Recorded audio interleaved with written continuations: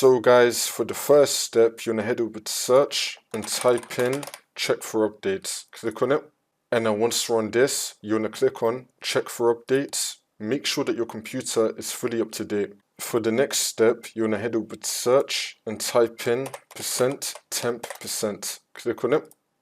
You want to delete everything in this folder. So you want to do Control A and then click on delete.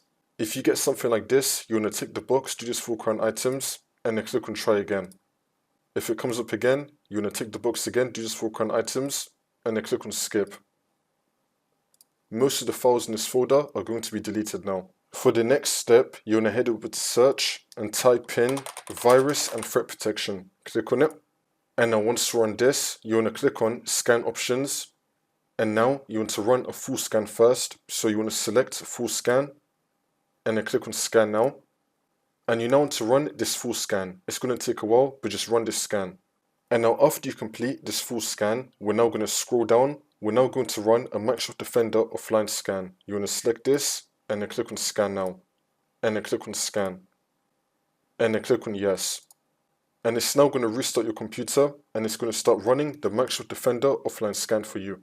Once you complete that scan, it will take you back into Windows and then the virus will be removed.